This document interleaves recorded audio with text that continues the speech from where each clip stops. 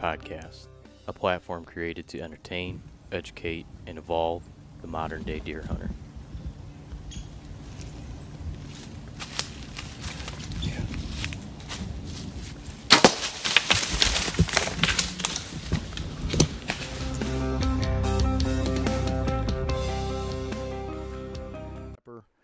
Some sugar, and then some pink salt. So cure number 2. Yeah. And then you just make a dry rub, essentially rub it down, throw it in vacuum bags, and then seal them. And then they make their own brine because it's sucking all that water out. Oh, okay. So you don't have to do all the, like, a lot of people do like a salt box method where you throw it in the box and then you have to flip it every so often. If you put it in the vacuum bag and do that, it makes its own brine. Nice. That's badass. Yeah. It's a good word, Jason. Good word is turkeys. How's the new job? New job is awesome. When's the last time you were over here? I was trying to remember. A couple months. Yeah, it was during deer season still. Because we were. What did we? Oh, we talked for 3 hours about something. I think it was right before you got the new job. Yeah, it was. Had I shot deer yet? You had shot the first one. You hadn't shot the second one. That's what I thought. So it was in November, end of November, beginning of December? Yeah, right there. Yeah. You shot number 2 December 17th. Yeah. Yeah, it was right. I think it was right before you shot that one. So I'm aggressively working on our sound quality here in the studio. How aggressive? As aggressive as I can legally. No, I've been playing with this setup a lot. You know, in the beginning we had some complaints about the low volume, but it's just my recording setup, a lot of which we get better overall sound quality when the gains are turned down on these microphones. I don't know if you guys have noticed lately, it's definitely been louder, but you get some clipping and popping. Yeah. And that shit drives me crazy. So we're probably going to go back to just doing it a little quieter. And it just requires you having to turn the volume up on your phone a couple clicks, right? Let's take it up to 11, guys.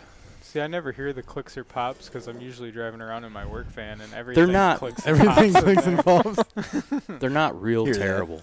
No. But you see what happens. We get talking at a normal volume, and then everything, you know, goes in and out of being amplified conversations, and it's just hard for me to be here changing the setting on 4 microphones while we're recording. I mean, I have been doing it. There's times where I'll look over where the thing's just going off the chart, you know, I'm like, whoa, back that down a little bit. You guys have to splice together like 4 different clips to make one thing because it freaks out. But I'm hoping that this episode will be good. I played with some adjustments that I normally don't have time to. Yeah. So new job's good. Yeah, new job's awesome.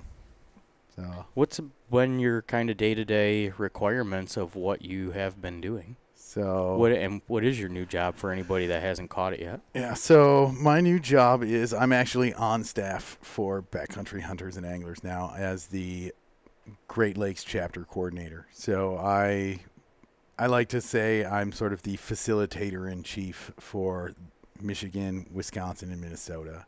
I am the one who runs around, make sure stuff happens that needs to happen, help those chapters reach the goals they want to reach, stuff like that. So awesome. You know. So who do you kind of report to? A national? Yeah, I report to national. So my boss is the state policy coordinator. Who is he? Tim Brass. Brass? Yep. Oh. So. What's up, Tim? Shout out, Tim. So, but yeah, I started January 1st and have been running around trying to get stuff done. Very cool. You know, yeah, I've seen you've been traveling. Yeah, I've been in I threw a pint night in Illinois because some folks had reached out from there, and it's right on my drive into Wisconsin. So I figured I'd throw a pint night while I was going through there. Been in Wisconsin, Minnesota, obviously Michigan. So very cool. Yeah, there's a bunch of fun stuff coming up too, and important stuff. Help with making sure stuff gets on the website, stuff like that. Put together letters, op-eds, stuff like that.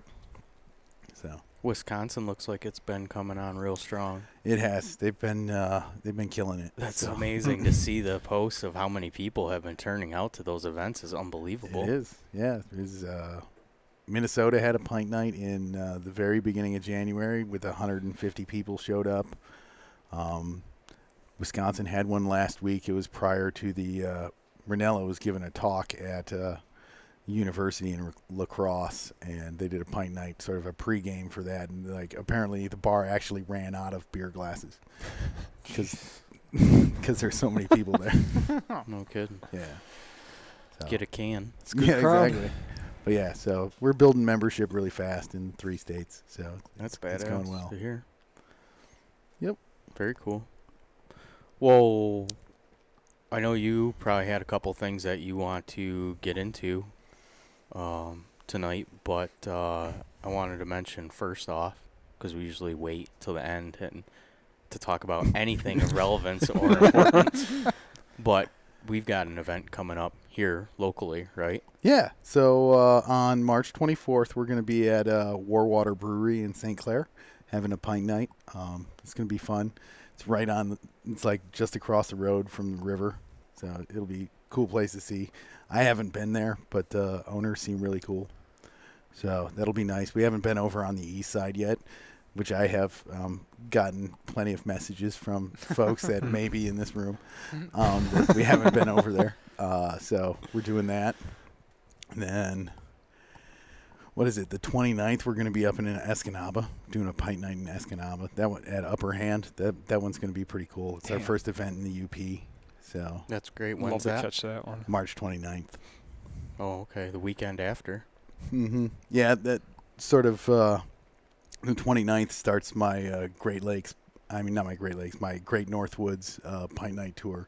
So I'm going to hit Escanaba, and then I'll be in Eagle River in Wisconsin, which is sort of like north central Wisconsin, and then I'll be in Twin Ports, which is Duluth and Superior right there. And then on the way back on the 3rd of April, I haven't announced it on the website or anything yet, but we're doing a pint night at Snowbelt in Gaylord. So. Oh, no kidding. Yeah. What weekend's that one? That one is April 3rd. It's a Tuesday. Where the hell's what's it called? What's it called? Snowbelt. Where's that? It's just opened. It's right on Main Street. Right on the Main Street? It's right downtown. Have you been there? Do you know about the place? No, I've seen signs for it. It was open during rifle season. Really? Yeah, we're doing that one. Never leave camp. So. Yeah. Is that the one that Bob went to? Yeah. Where he said a lot of snowflakes working there? Yeah. Male and female snowflakes. But yeah, we're doing that one there in conjunction with Alex Cerviniak and the Headwaters chapter of Trout Unlimited. So we're sort of teaming up to do that one. We've been meaning to get up there for the whole 2 years we've been, around. It's just been a matter of making it happen. Mm-hmm. And now with me as a staff member in the state, and I'm going to be driving through there anyways, it's like we'll just do it.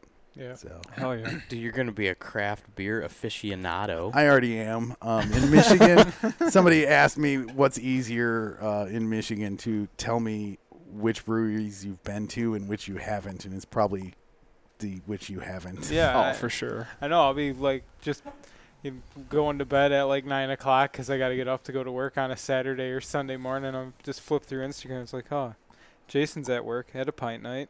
Looks hard. It's, the thing is everybody's like, oh, that's got to be awesome. And it is, because I get to meet really cool people and all that kind of stuff. But it's not like I'm going there and no, I noticed. Tipping back a bunch of them. I think the last one I was at, I had no beers. So, it was, working, man. Yeah, exactly. But it's really cool. You get to meet some awesome people, which is probably my favorite part about BHA.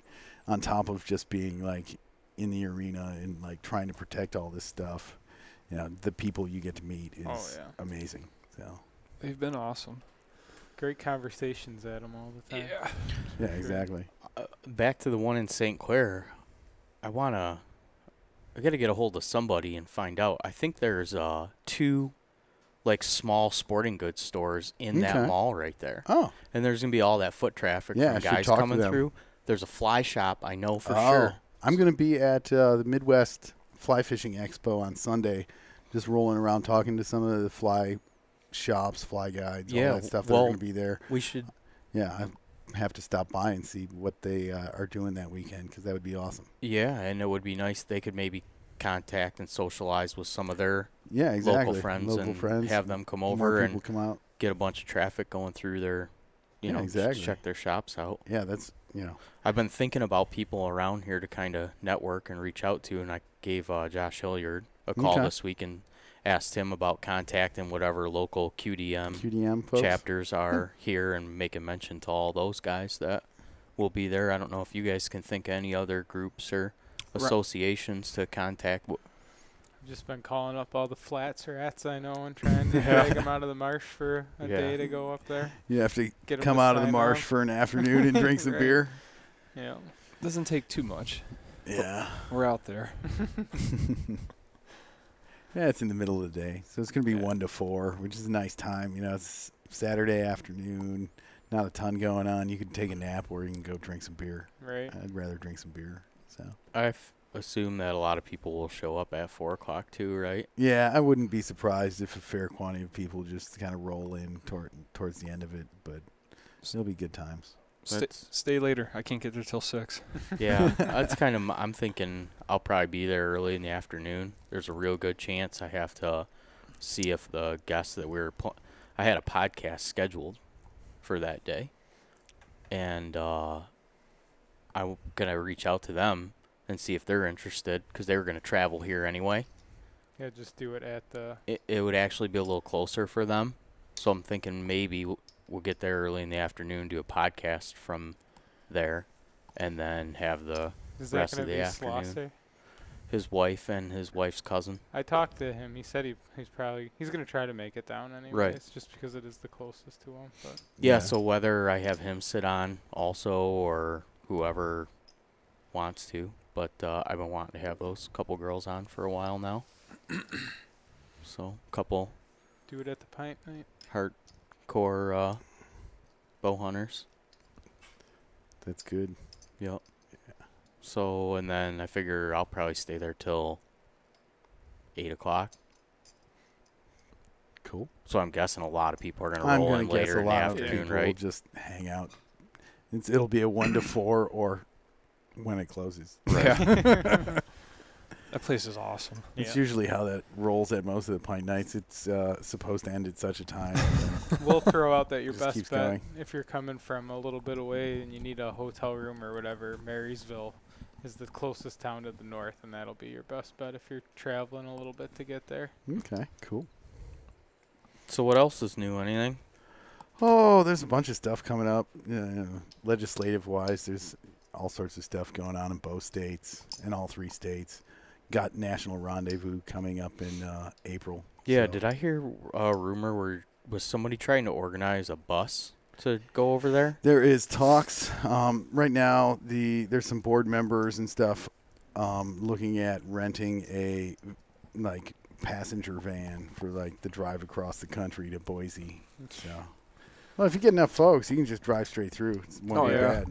Man, if I had the time off, I would love that. Yes, that I highly recommend anybody goes. If they've never been there, it starts April 12th?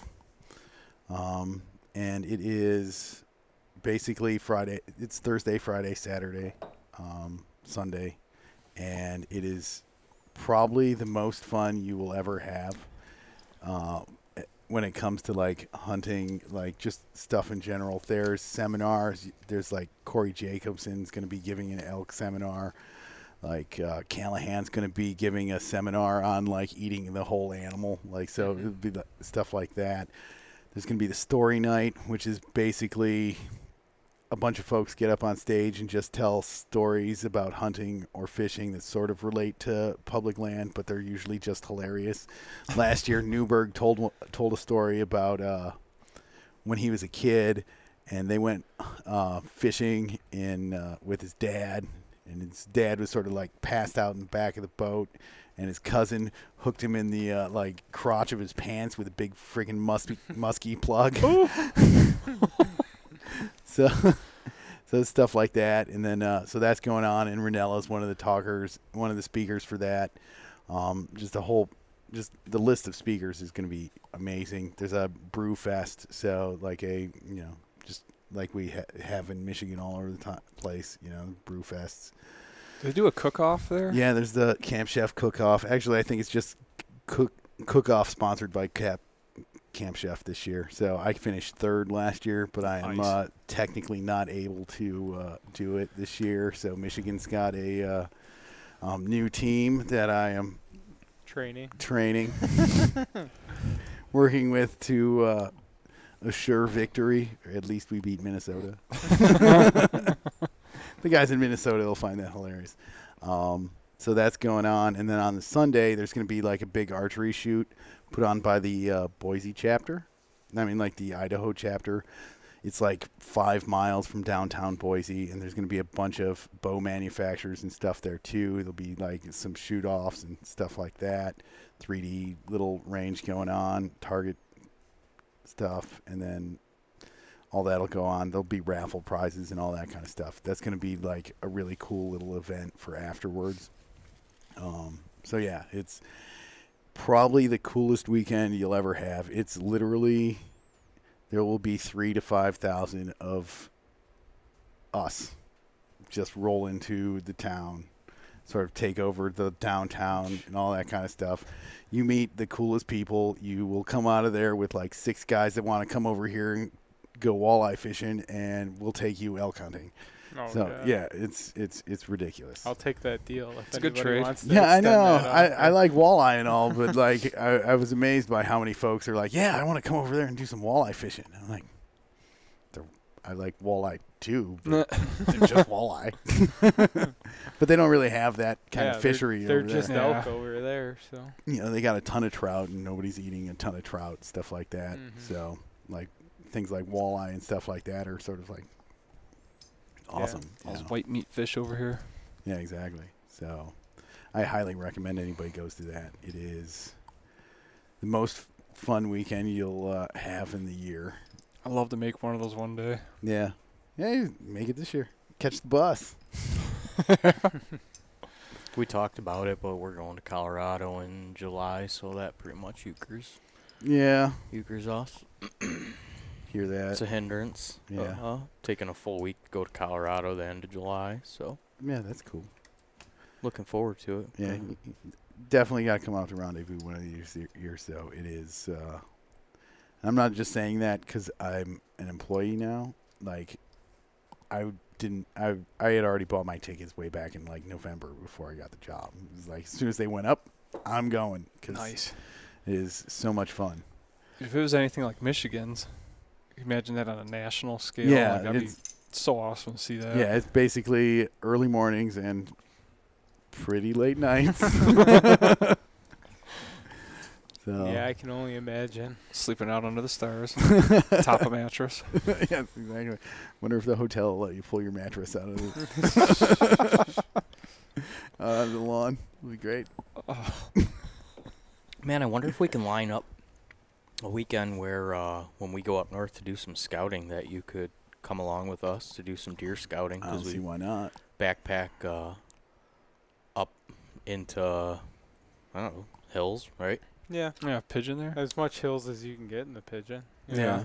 Yeah. We backpack up into a good high clearing. Yeah. And establish a camp.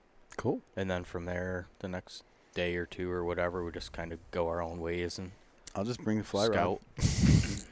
Yeah, it's good fishing up there. You could Hit the absolutely black. do that. We kept chasing elk last year. Yeah. Yeah. What was it last year when I went up there? I had my turkey calls in the car with me, and You can make elk calls with turkey calls. I was like calling to the elk. They're That's like a little all around my car. Yeah, it was great. I think the weekend that we went, were there people turkey hunting well, you and I went 2 weekends in a row, right? We went April 24th weekend. We kept running a lot of mushroom hunters up there. He didn't go the following. Oh, that's Yeah. right. You hurt your knee. But yeah, we kept running into just randomly walking through the forest and coming up on small groups of elk all over. Yeah. Dude, I just noticed how outlandish your facial hair is right now. You're What? just look extra manly. Like you should be on the bottom. I appreciate Pomerito's beard. He's like the only guy I know that can grow a beard as good as mine. Thank you. Look like you should be on a bottle of beard oil. Turpentine? Yeah, no, I was thinking bourbon or something. Or like Captain Morgan. If you put yourself in a pirate outfit right now, dude, you look like a character from a movie. I think you need a little handlebar more on the mustache. Dude, the handlebars are what's really. Yeah, there we go. That's better. There we go. Dial those things up with a little bit. You gotta have a proper mustache. Conceal that upper lip. How is your knee? It's all right. Got that little flare up when I moved to this job site, new construction, rocky terrain, and it seems like uneven terrain sparks it up. So I've been trying to go for a couple mile walks out in the state land a few times a week with the pup. Just kind of keep it conditioned. Throwing any weight on your back when you're walking out there? Or? Took a backpack a couple times, like maybe just 10 pounds of crap in there, but I want to put my new pack on and load it up. Get some like hiking boots for work. I switched to that. I was always having knee problems and stuff. I'd love to if I could. Knee problems, and like I'd get plantar fasciitis running like work boots, even good ones. Like they'd kill me. Yeah. And then I switched to like even welding. I run hiking boots like Merrell's. You shouldn't, but no, you gotta have full leather, steel toe, and everything. So yeah, it's weird. Just some band, IT bands, called runs from pretty much from your ass. IT band. That's what I was getting. So I've been trying to walk it off and get some exercise. I need to do some lunges and squats. I see you getting right on that. I've seen all your posts, your stories. How you working out? I've been getting out with my pack with quite a bit of weight in it a couple times. And, man, I'm lucky if I'm working out twice a week right now. Yeah. But just trying to do lunges, squats, at least some push-ups and sit-ups. Even if it's just 20 minutes in the morning, just to get those muscles pumped with blood and move the tendons and ligaments around a little bit. Because, dude, my body is highly efficient at converting muscle into fat. Highly efficient. I was just thinking about it today. I was like, I'm in such worse shape than I was like 2 years ago. And I've been avoiding the scale like the plague, you know. I'm like, I am not getting on that thing. But finally it got to a point where I'm like, all right, I'm going to turn it around. I'm going to start eating healthy again and exercising. So I'm as fat as I'm going to be right now. I might as well go see.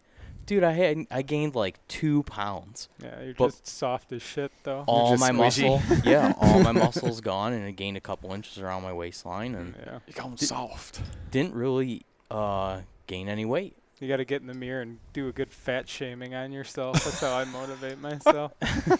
Just let it out. Well, I think it's a testament to eating the low sugar diet. Even though I quit working out and that happened, I haven't gained any weight really. Yeah. Which, you know, I lost 34 pounds. So that's what I was thinking. I'm like, dude, I'm going to be up at least 10 or 15 pounds, you know, the way I felt. Not the case. So that diet was pretty good. Just been working my ass off to be less fat. Get up and go to the gym like 3-4 days a week just to maintain less fat. I don't right. That's I it, don't too. work out. Yeah. I should. I'm starting to get back into like doing some hikes and stuff. I need to start rolling into that. If I was naturally fit, I would never work out. I hate working out. Like I it's a different mindset to me, the people that like buy nice gym clothes and like have a gym membership and really enjoy it. I mean, I get it, but that shit sounds so miserable to me, dude. After having the freedom to come into my own garage and throw those kettlebells around like a wild man and just blast tool as loud as it'll go, there's no way I could go back to a gym and Yeah. I don't hate With the elevator gym. music? I mean, obviously, I go to the gym a lot. I don't mind it at all. I actually you get gotta attached to it almost. To like once it's for like 2 years I've been doing it, and it just becomes like a habit, like anything else, you know. I haven't had to go to the gym. I've always had a job where I just pick stuff up and put it down. So do I. But your body does naturally get used to that. It's just like if you go to the gym and you only bench press 45-pound plates every single time, you're not getting any stronger. Yeah. Right. That's what I was telling you. You're like, I was born on a farm. Yeah. Farm boy strength, man. You're like, I don't, I walk so much at work, and you walk a crazy amount, but then you do anything different, and I walk 5 to 7 miles a day, crawling in and out of trenches, going up down ladders. Right, but your body's conditioned for that. Exactly. So you gotta keep pushing it that little bit. Get out of my comfort zone, dude. And you put some extra weight, a backpack on, and you start hiking through terrain. Yeah, I need that. You can't compare walking around on a flat surface in any way, shape, or form. Be like, well, I'm up all the time, moving and walking around. It's wait for it to dry up so I could go off the trail through some thick, nasty shit, but it's flooded about knee deep right now in the woods. Right. Driving me nuts. Half frozen too now. Yeah. It's the worst time of year to walk around the woods. Flooded, like sheer ice on the Yeah, exactly. It's horrible. I've been hiking the marsh, staying up top on the dikes. There's a 2-mile loop I do, but it's just basically walking through a field. No better way to destroy your knee boots than to walk around through the woods right now on that ice, cracking through it and stuff. Exactly. It's a great time to scout, though, man. I was out the other day. I've been beating the brakes off of the woods every chance I can, and it's kind of cool because when it's flooded like this, it's easier to eliminate a bunch of woods for bedding. Mm-hmm. Yeah, exactly. You can say nobody's laying there. Some spots where you would normally think like, I would think a deer might bed here. Then when this time of year rolls around, you're like, makes sense why deer never bedded here. Yeah, exactly. You just see it a little bit differently, and they live there, so. I went to a spot. I had to grab one of my last tree stands. My last tree stand on the 28th because I was like, oh, shit, it's almost March 1st. And I went out there, did a little scouting, too, and, where I was at was sort of like cedar swamp / just marsh kind of stuff. Real fast, you were like, okay, nothing's going to lay in those places. Yeah. And then real fast, find the spots that are just high enough. Because that was like the end of February when everything was super high. So, those spots are just going to be always dry. Right. Yeah, I did a little bit of scouting on Tuesday when I was out getting my maple sap collected. Nice. Walking around the woods out there for a little while. Yeah, found a couple little scrapes and stuff that I didn't notice during the season. So. Oh yeah. I saw a lot of doe bedding out in the marsh, but God, that wood seems like now would be good. Like, I was at the farm. Back there. I wasn't at Macomb Road. Gotcha. Yeah, mentioning roads and stuff. Bad. Mentioning roads. Yeah, Macomb and Livingston County. Might want to edit that out. Yeah, if you could track us down by the county, not a problem. You've been shooting a little bit, huh? Yeah. Oh, yeah. That's cool. What have you been doing? So you've been shooting in the garage? Yeah, it's too late. My yard's a swamp basically right now, so I just been concentrating on my form, and I'm only shooting 5 yards in the garage, but just working on getting just getting all the way back to my anchor point because my dumb ass got a short draw hardcore problem with short drawing. You bought a clicker, I saw, huh? Yeah, that thing's awesome. It's amazing. It just makes you so aware of how far you're not pulling that thing all the way back. Right. But it definitely straightened up a lot of crazy arrow flight, getting back to a consistent point and getting the full power of the bow. Yeah, you were pretty bad with the short draws. Oh, so horrible. As soon as I saw that, I was like, you got long arms, man. You should have 32-inch draw. 31. Yeah, You'll get longer too the more you shoot. Yeah. You'll start expanding more. But that clicker, I put that on a 45-pound, 62-inch recurve, just an old Ben Pearson, and it's amazing how far I was releasing before getting all the way back. And once I installed that and been shooting a couple nights, just tightens up the groups, and that the arrow's flying nice and straight. Nice. Yeah, and your draw length, you're probably pushing 50. Yeah, with that overdraw. Yeah. My bow I've been shooting for a while, that's 53 at 28 inches, so I'm pushing around 60 with that. Yeah. So that was a big problem, is just starting off with a heavy. Too heavy. Yep.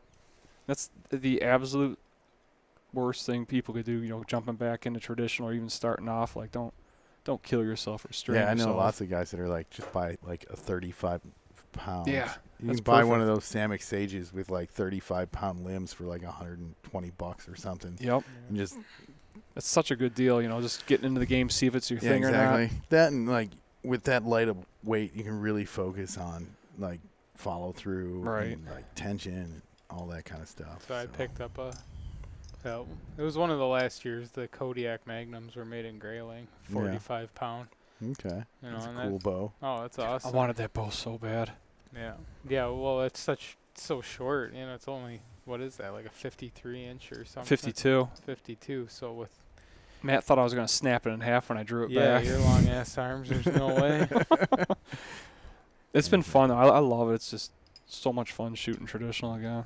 I'd recommend going 45 pound for your first recurve, because you don't want it too simple. But I think if you start with a 55, you're probably going to develop some bad habits. I think that's what my problem's been. But figuring out your arrows, get a good arrow set up for your length, your bow, poundage, and all that. Make sure you're shooting the right stuff to begin with. Yeah, I gotta make up some arrows for my recurve this year. I think I shoot it mostly just to like make me a better shot with my compound. Yeah, I shoot my recurve. I'm a ton better shot with my compound when I'm shooting my recurve all the time. The practice, you can't even. It's a humbling thing. Oh yeah. Not only that, like I'm just so much better at just holding, anchor, release, back tension, all that kind of stuff is so much better when I'm shooting a recurve all the time. I think you get complacent with your compound where it's like draw back, anchor, shoot. Yeah. But when you're shooting your recurve, you're so much more focused on making sure that you get everything exact every time. Yeah, and historically I've had problems with just target panic like mad. And like shooting the recurve all the time, like it just makes that go away with the compound. And then if I don't shoot the recurve for like a couple months, and then I like I'm just shooting the compound, I can feel it like starting to come back. It starts getting harder to hold where you want it, and all that kind of stuff. Well, just like we were just talking about the gym. Yeah. You pick up 45 pound plates all the time, you're not going to get any stronger. Right. So start, Gotta doubling them up. And that's how that practice is amplified for me. I mean, you practice with the traditional bow, and then you pick up a compound, and you're like, this is amazing. Yeah, exactly. The arrow just goes so fast and straight and hits the target every time. Well, I think give you a new level of appreciation for compound. Like, I got my daughter, and she's getting into archery. And, she's getting out there, and she's missing the target all the time. She doesn't want to see me walk out there with my compound and just drill bullseyes. I bring out the stick bow, and her and I are on the same playing field. Exactly. Then, I'm just as bad as you winging are. arrows right over the target. Yeah, exactly. So I can see she gets way less frustrated because, she sees that. Yeah. It takes a lot of work. It's nice getting back into this round. I learned a lot of stuff, from a bunch of buddies of ours. I know more on tuning it and brace height, and knock point, and all that. And yeah. It's just so many things I know now that I didn't know before, where I was just doing myself such a disservice trying to shoot something that wasn't going to shoot right. Speaking of arrows, did you see those Easton FMJs? They did the full metal jacket. They're running them in the woodland camo sleeve. Yeah, I saw those. Limited edition. Autumn orange. Yeah, they're doing the autumn orange. That local sporting goods shop has a full selection in the autumn orange. Really? What's the name of that shop? More? M&M? Oh, on Van Dyke? Yeah, Van Dyke and like 21 Mile. Yeah. He's got a lot of nice stuff in there. Mm-hmm. See, my whole thing with them FMJs is they're so freaking heavy. Yeah. I don't like that. Like I like a light arrow that I can just. Are they that heavy? 11 or 12 grains per inch? Like I'm running my arrows are like 8.8. Yeah. Granted, the What's front spine? end 300s. Yeah. Yeah. I like light. Running like velocities, so the gold tip velocity pros or whatever. Mm. They're super light. But then I've got like 300 grains in front. Nice. Right. I love that. That's the that's the thing I see with the FMJs is like you're heavy, but there's no like it's really hard to get a lot of point weight up. Well, it's like FOC putting a ton of horsepower on a rear-wheel drive car. It wants to get squirrely on you. Yeah, I'd rather have a stiff, light shaft and a real heavy point and have that point drag and that arrow behind it. You get way I don't less want my wind arrow drift. pushing my broadhead. You get way less wind drift. That's the whole thing. Yeah. Well, I don't know if we're supposed to say this on the podcast, but you were mentioning Tooth of the Arrows making Yeah, I just ordered quite a few of them. what is it, 100 and... So Tooth of the Arrow, the broadhead that we found last year used, they made a 4-blade 175 grain unvented. So basically they remove the vents so the thing's going to be quieter. That'll make it quiet. Yep, which... And it's the same size as their 100 grain. That's awesome. If I have one complaint about that broadhead, it's that it's noisy, but you're not going to get away with that from a vented broadhead. Right. That's my favorite thing about those bone broadheads I was shooting. My arrows like make no sound at all. Dude. I'm shooting those 4 little tiny like target fletches. So it was like that and like a non-vented broadhead. You can't even hear the arrow going through the air. I can't wait to have the Tooth of the Arrow 175s and do a test kind of between them and the 125 bone broadheads. Yeah. Those things look so badass. Those are the twos. Those are the 200, yeah. 200 grain. I am 100% using that on my traditional setup this year. I'm going to put those Simmons Sharks down and hunt with these. The sharpness of those and the blade pitch cannot be rivaled, and the durability of that broadhead. Having these sitting on the bar, basically everybody that walks in here goes, "What are those?" Yeah, exactly. As soon as they look at them. I sent a picture of those. It's literally an axe. It's not like the silly commercials about throwing an axe through an animal. They're literally an axe. Their website is unbelievable. The wealth of information that's on there. Like Jarrett knows a lot. Yeah, that guy was a cool dude to talk to. You know, super informative with some questions I had. But getting on their site's unreal information he puts on there. The whole science of the chisel. Yeah. Is there any other broadheads that you've seen lately that have caught your eye or that you'd like to try or been impressed by? Not really. I mean, I'm more of the... If I was into the trad side of hunting, I think I'd look at them more. But basically, Tooth of the Arrow or Montec make the only broadhead that I'm really interested in putting on my compound. I've been looking at those Grizzly what is it? Those iron wills. Yeah. I haven't They're seen like those they're yet. made out west. They're pretty expensive, but they're like supposed to be super accurate and really like they're like kind of like that, but they're vented. That's the only problem I see with them. Mm-hmm. Yeah, I've seen them. They look great. Yeah. You know, I was gonna say one thing. You said the Montec and the Tooth of the Arrow, and you'll find this interesting because you're into metal. Did you think that was a machined broadhead, the Montec? I was always under the impression that it was. You know, that's kind of how... Because it says on there CNC machined, right? Yeah, those are. Probably cast and then machined. They're cast. Yeah. Yeah, cast and then Cleaned cleaned up, up. machined. Probably machine the edge on it, Yeah. maybe. Yeah.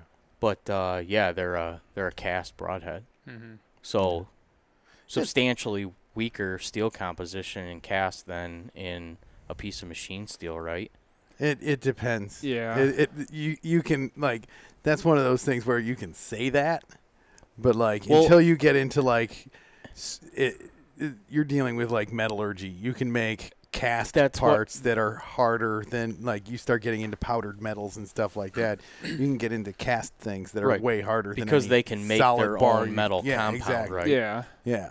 But there is one thing to be said is that with castings, can't you have small air pockets and there could be there can be. It all depends on like quality control. Yeah. I was just wondering because I've heard stories of guys saying, "Oh, you know, I had a Montec and I shot 10 deer with it, and then I had another Montec and I shot one thing with it and it busted in half." And I was just wondering if that could be like you could get a weird one. That could be you hit a rock on the way I figure out. that's why it says on there that they're like spin tested too, is because they would really have. If you had any imbalance. Imbalance, you'd notice. Right. But I was under the impression they were machined too. But They're, it's like just about anything. Most things will be a casting that ends up getting cleaned up, like machine-wise. And they obviously machine the threads on them. Yeah, exactly. All that kind of stuff. So the AR machine, they just start that's with crazy. The tooth of the arrow ones start with a solid piece of bar stock, and it's machined out of. Dude, that's crazy. Yeah. I'm looking forward to when people start figuring out you don't need to do that anymore. You can just 3D print the bastards. Yeah. Oh, I talked to my buddy about that. Let's not talk about that. Bring it up later. Yeah, exactly. I'm out of the loop. Would somebody want to do a quick beer run to the refrigerator? Sure. You got the bad seat of the house tonight. Closest to the fridge. Yeah, I've been all in on getting ready for next year. Could you grab me one out of that wooden carrier? Sorry. I feel like I have a tall order to get proficient enough with my longbow. No, I'm good on that. I'll take whatever. I don't care. I want to shoot a turkey with my longbow. Yeah, that would be awesome. Yeah, I really do. Everybody grab their awesome possum. flavor of choice. I'm Thanks, going to take buddy. that diabolical. Oop. Did you ever figure out if that is technically a longbow or a recurve? It's a recurve. It's a 50 styles recurve. It's kind of like my Ben Pearson's. It's slimmer. But it's long, so I just... Well, it's 60 If you hear me call it a longbow. There's so many longbow guys that would Oh, tear you. dude, I know. I'm really tear you ruffling up on trad that. feathers, right? Tear you up on that. I don't know. I'd get in the habit of start calling her a recurve so it sticks. Why do I feel like it feels cooler to say longbow? Like, I feel like it's more primitive. Is that the deal? It'd be like driving a Ford and calling it a GM. Right. I get it. I understand the... They've been shooting like recurve type bows for everybody's long. Yeah. 40s or 50s? Way longer than that. You look at the compound Mongolian bows and all that kind of stuff. There's so many longbow guys just yelling at their radios now. Sorry, guys. It is a recurve, though. It's a piece of wood with a string on it, so it's not all that much different. I get it, guys. Some guys are way, way into it. Yeah. But it's a traditional bow. But, yeah, the proper technical definition of it is a 50 styles longbow. Or 50 styles recurve. Just such a poser. Can't help myself. You're shooting your fancy recurve. I keep meaning to make my own. I know how to do all the like bent laminations and all that kind of stuff. I wouldn't make one of those like you just get a stick and you turn it into a bow. Flat bow. Mine would be like modern, all that kind of stuff. I know how to do some like carbon fiber stuff, like in that kind of stuff. Vacuum Fire forming. hose. I'll make myself like a fancy bow. I was gonna ask, you got a lot of guys listening in Minnesota? A few at least? Yeah, we have some really cool listeners in Minnesota. There's a few guys that have hunting camps that their groups listen, and they've sent in pictures and stuff. Cool. One of the guys that listens in Minnesota, he's the photographer for one of the local news outlets and the paper, and then he also photographs the U.S. Olympic team.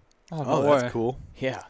They were probably, Dude, I know they were all super excited. You got to see this guy's photos are unbelievable. He has his own project called damn, man.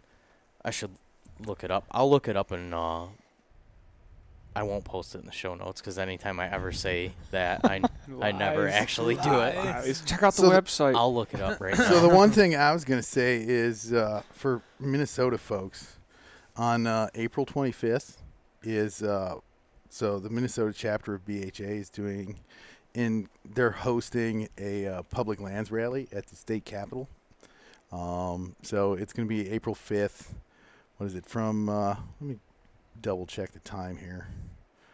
Got to make sure everybody shows up in time. It's so them, possibly TU, MOHA, which is the Minnesota Outdoor Heritage Alliance, and some other folks are putting on basically a rally at the Capitol. Come out, show up, and stand up for your state public lands. Nice. So it's a pretty good thing. Yeah, it's the Rally for Minnesota Public Lands. It's on the backcountryhunters.org website. You can also go to mnpubliclandsday.org.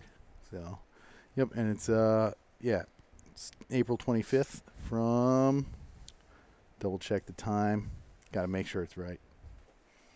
So it's at 3 p.m. So show up, take a half day, tell your legislators you actually care about your public land, so they don't try to take them away. In Minnesota, they're dealing a lot with right now. So the last few years, like no net gain stuff. So it's sort of like Michigan's state land cap. So, but it basically would give counties the right to veto any state land purchase in their county. All right. Yeah, so that would suck. So, Dude, I seen you've been pretty aggressive with writing in, huh? Yeah, I have been. Not normally. Contacted District 81, Mr. Lowers, and let him know how I felt about Senate Bill 302 and 303, and he wrote me back today. good. And that's one of the prizes of becoming a backcountry hunter and angler. I've never really been involved with that kind of stuff, but the website is so user friendly and directing you the right way to get your voice out, and people. It's nice actually getting letters back, acknowledging. Yeah, exactly. It feels good. It feels good personally, just to I stood up for something. Yeah, did something. Yeah, right. Not just I'm not one of the guys. I'm in the arena. I'm not one of those people that's just sitting in the corner complaining to his buddy, drinking some beers about how nobody listens to what they want. Right, but nobody right said at me anything when I'm doing that, sitting in the corner drinking beer, Jason. You know what I mean, though? Everybody knows those guys. They sit at someplace and they're just complaining the whole time about how nobody listens to them, but they never told anybody what they wanted. No, I know what you're getting at. It was just ironic that I was in a corner with the beer. I was staring into space. We're all in a sort of corner here. Yeah, I've kind of sat on the sideline, been kind of quiet. I usually am a victim of or embrace the ostrich syndrome, and trying to veer out of that a little bit, especially with conservation and stuff that I'm really near and dear to my heart too. Yeah, there's all sorts of goofy stuff. Like in Wisconsin, it's illegal to cross a railroad track unless it is a certified crossing. Yeah. It cuts off 121 different parcels that have access to hunting or fishing or anything like that. And every time a bill comes up, it ends up getting shot down. That's trespassing, touch railroads. Yeah. So, it's illegal to cross the railroad in Wisconsin unless it's a certified crossing. And a lot of places, how do you get certified? It's got to be a certified crossing. So they literally send people out and they'll make a certified railroad crossing with the wood in between the tracks. Yeah, and all that kind of stuff. And there's a lot of places where it's 5 miles between railroad crossings. Cripes. And it's a lot of places along the Mississippi where guys can go used to be able to. So it was a law that was passed 6 years ago outlawing crossing railroad tracks. And it used to be all along the Mississippi, you could park on the side of the road, walk across the railroad tracks, go down to the river, catch fish. Now you can't do that. So now there's a lot of places where you got to park someplace, and to get to the good fishing spot, you got to walk 5 miles. I hate that kind of bullshit. Yeah. It makes no sense. It's not like railroads, it's not like trains just sneak up on you. Yeah. Right?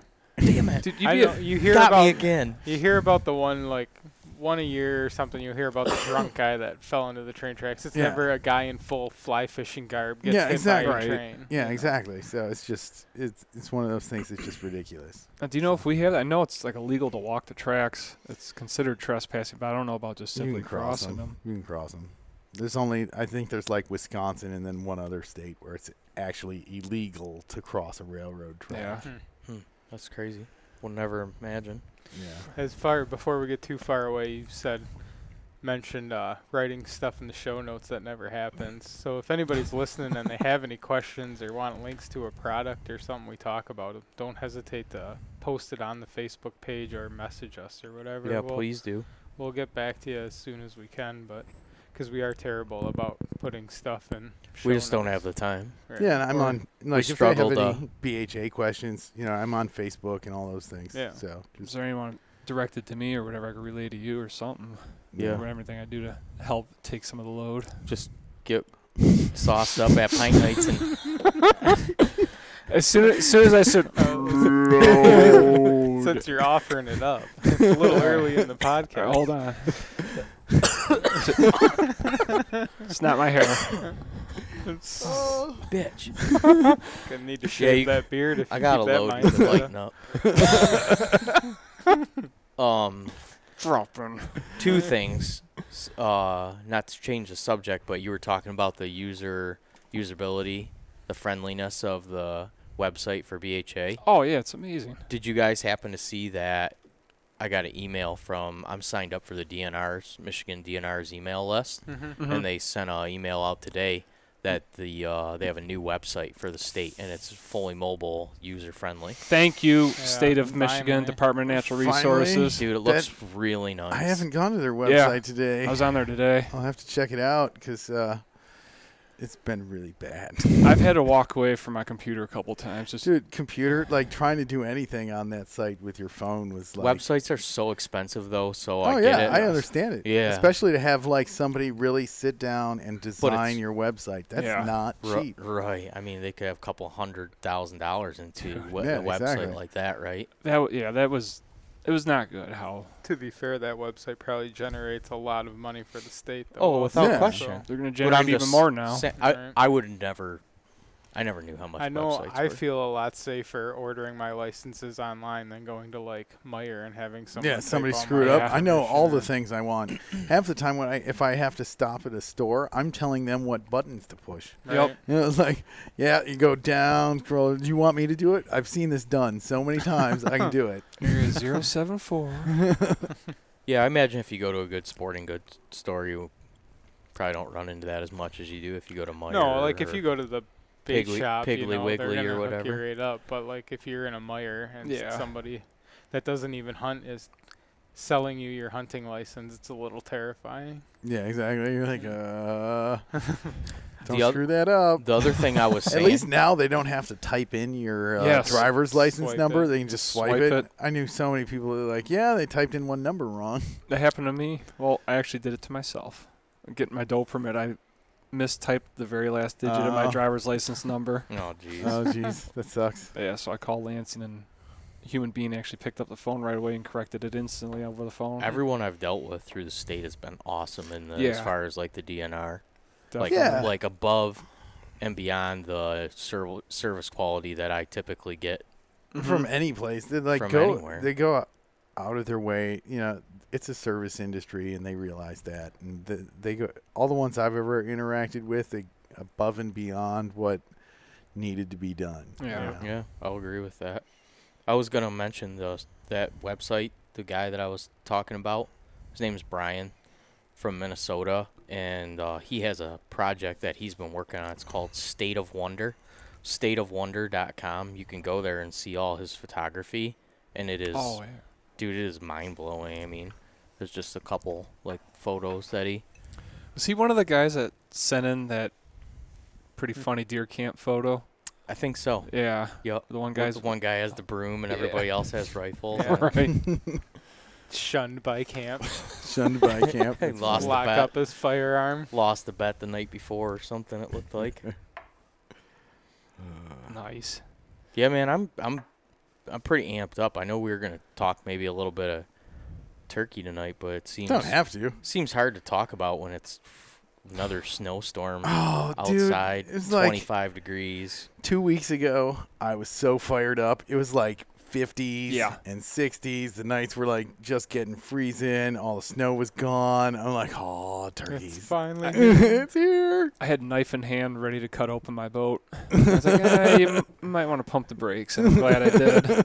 Yeah, no kidding. Then we got did you guys have any place lose power out here the other day when they got that snowstorm? No, they've been doing a lot of tree We trimming. had a lot of outages in the metro area. The only reason I know is because I was working at a hospital on the west side of Metro Detroit, and we had shut down their one primary line overnight.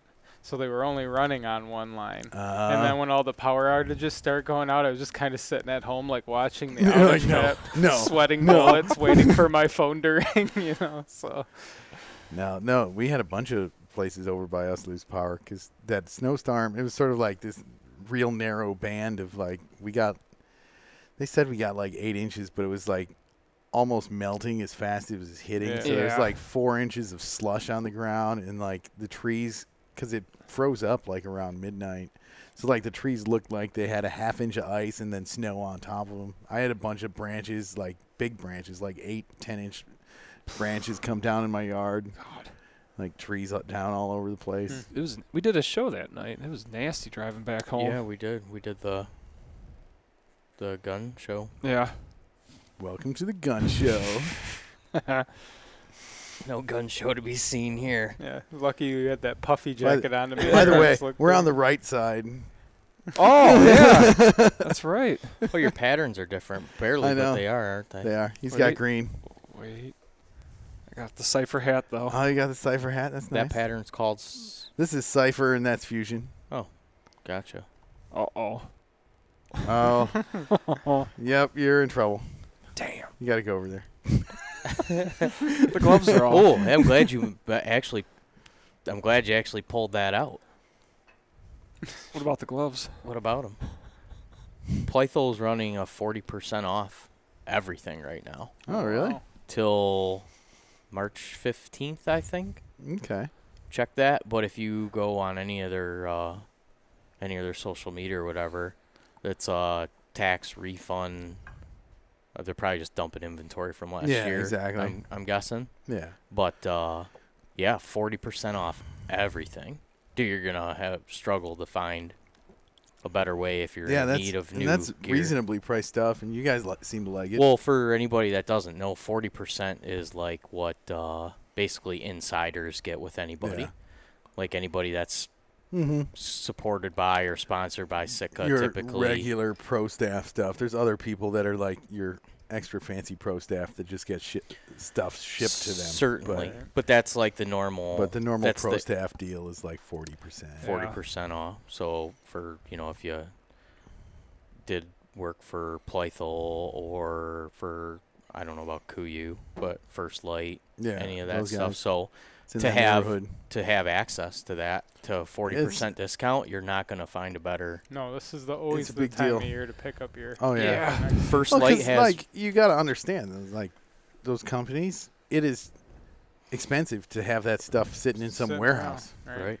It is cheaper to sell it off to get some money than nothing. Even if it's at cost. Right. It's cheaper to not have it on you than it is to pay for that space. So you can basically go become a pro staffer for anyone you want right now. Kind of. So, but yeah. First Light has their briefs, or they're not briefs, they're boxers, wool boxers. Arrow wool ones. They're running a really good sale on those right now. Those are the Dobsons. I think they're the Dobsons. Not sure. I almost bought some the other day. I didn't know they were running that sale. I'm going to have to pick some up. I hear those are freaking awesome. Yeah, they look awesome. They're the Arrow wool ones, and I heard Aaron Snyder say on the Kafaru cast that those things are just revolutionary. Basically, he said as far as the speed of drying time compared to normal wool blend, that it's way faster. Yeah, it's not even close. Those are the ones where they incorporated spandex into the. And that's the only. All their wool is going to be moving forward. I think has a little bit incorporated into it to up the durability factor. That's the only complaint I have about. I have the Camo hoodie, and that thing after a couple days, man, it's just hanging off you because you're in it. Yeah, the whole time. Right. Sleeping in it. It does it doesn't have any memory. Right. Yeah, it doesn't have memory like that stuff, but I've never I throw mine in the washing machine. You just got to be smart. Wash it on super delicate, and then I throw it in the dryer. I don't throw mine in the dryer. That's how the only way it comes back, man. You put it on dryer, on low, on delicate, and it brings it right back to. Yeah. I haven't had any problems with mine. I know other guys are like, oh, it shrank so much. I'm like, what did you do? Yeah, no, like I haven't had any problems with it. Me neither. As long as I put it on low. Yeah, and I know a lot of folks like there's some folks have some like durability issues, but you're like dealing with. Especially with like the Camo and all that kind of stuff, you're dealing with like wool. You're not dealing with like don't wash it every time you use it. Wash it only to regenerate it. Basically. Yeah, exactly. Because the stuff doesn't stink. You can't hardly make it stink. Merino, you're not supposed to wash regular like normal laundry. Yeah, exactly. I never wash it out of necessity. Being dirty. Yeah, it's just to the point where it's finally. Stretched so much that it's annoying, so I'm just going to throw it in the washing machine. Well, and whatever blend is that dries faster. That's one of my only complaints about wool is that compared to synthetic, it takes a lot longer to dry. Right. It's so warm though. I don't really it's still care. Warm, but I like being dry. I do not like having damp clothes on. Yeah. And with synthetics, they dry right out. But merino, holds the heat when you're wet. Yeah. So it's definitely the better way to go, but that's what I'm saying. If that stuff dries out even faster than conventional merino. Because that was, I've run synthetics and stuff before, and they're awesome. But if you're, like, doing anything other than day hunts, you smell like a freaking train. That's why disgusting. It's unbelievable. You got to go wool next to skin. Yeah, and exactly. Stuff because like that synthetic stuff, just you wear it for more than like it smells like a day. It's like a freaking hot teenage locker room or something. It's sweaty. Disgusting. Smells like jersey. Yeah, exactly. It's disgusting. Well, we've been talking about doing the smell test on merino, Yeah. And I got a little overconfident about doing that, Went in for too strong of a huff. Yeah, dude, I got too close. And I went to check some polyester undergarments. Ooh. And got a little too in there and pulled a little too strong and just about killed myself. And I'm like, yep, merino's far superior. Yeah. That's crazy. But it's crazy. You can literally stick your nose up to a merino pair of underwear doesn't smell. That you've worn for a couple days. Don't do it right after you peel them off. But if they're aired out, there's no odor. It's unbelievable. You do that with a polyester garment, it smells like asshole. Yes. Knock a buzzard off a shit wagon. No, it's crazy. The difference there is it's nuts. Yeah. I did the sock test, and I got up to 8 days. By day 9, it smelled like a roller skating rink. But it was amazing. Like I'd wear them, no joke, all day at work. It was like a 67% merino poly blend. Yeah. And I was just saying, give it a little experiment. It was the 40% poly that failed you, probably. Yeah. But I wore those every single day for 10 hours in my work boots and no smell. But yeah, right around that 8.5-ish, 9 day, it was time for them to walk themselves into the washing machine. I usually pack 2 pairs if I'm doing like a hike in anything. Oh, yeah. I run those best deal on socks, and my favorite socks are like the merino Costco socks. Yeah. So they make merino hiking socks. They're like the Kirkland brand. Yeah. They're awesome. Those are nice. They're like every sock in my drawer is those things. I wear them in the summer, the winter, it doesn't matter. It seems like for the blend ones, I've noticed like 63, 67% merino. Then as long as there's no cotton, you got. Yeah, exactly. I've had good luck with People Socks off Amazon. Yeah. The company's called People Socks. Used People Socks. Used People Socks. Yeah.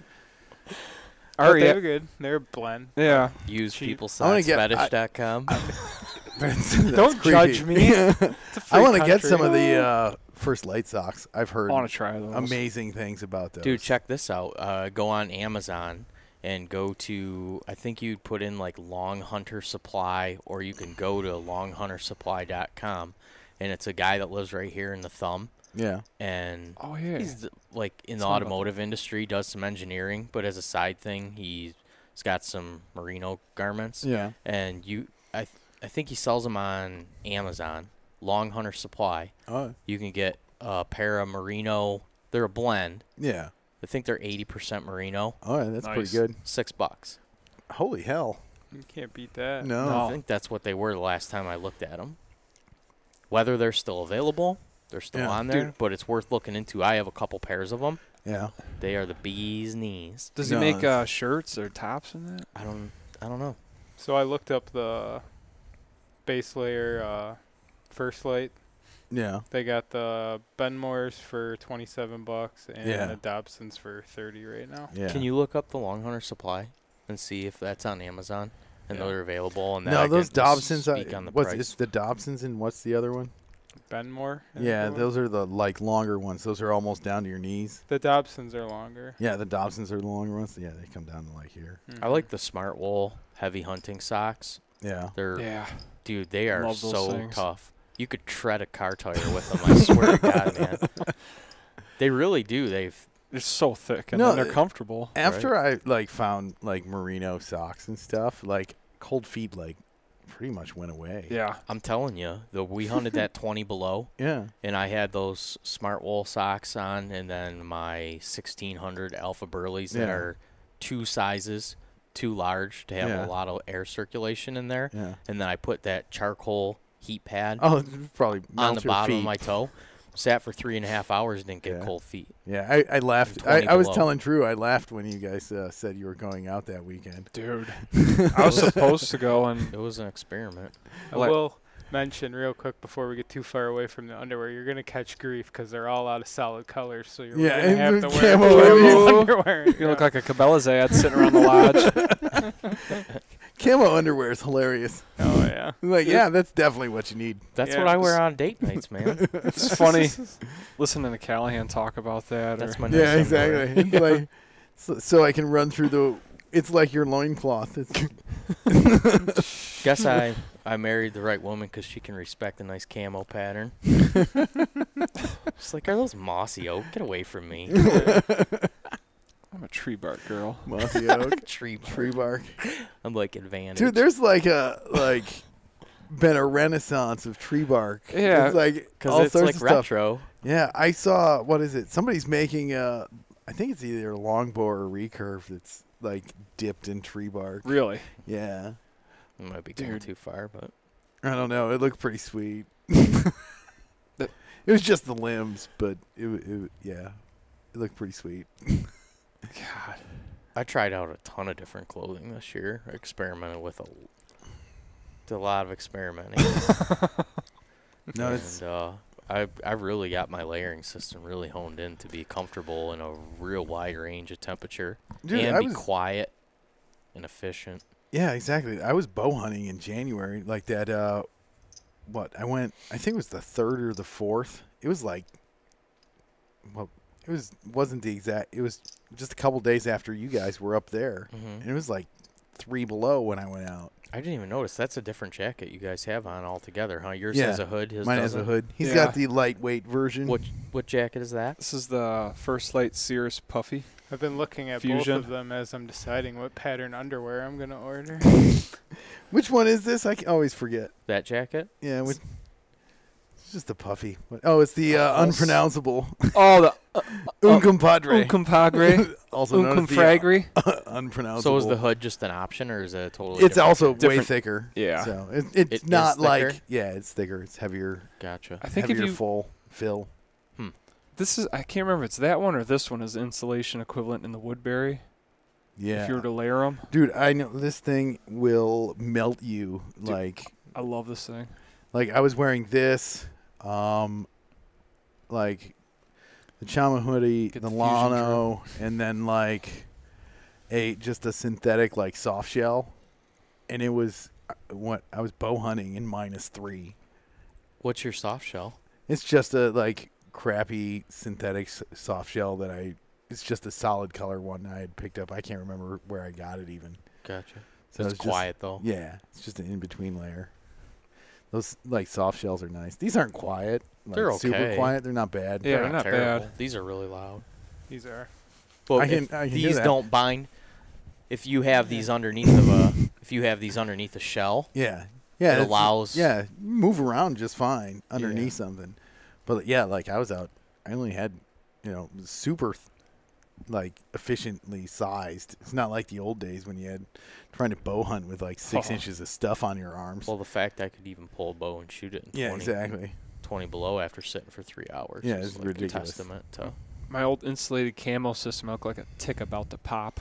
Yeah, exactly. You're like, Bow hunting was out of the question. yeah, no, it's crazy how much you get that dialed in. This year I'm going to get some of the First Light puffy pants to go with this.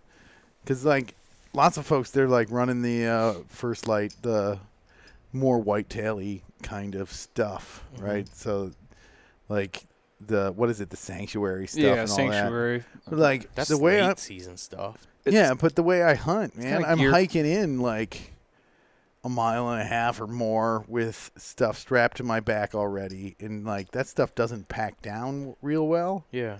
So like I can't wear that stuff while I'm hiking. You'll melt to death, and then you'll freeze to death when you get up in a tree. It has to be.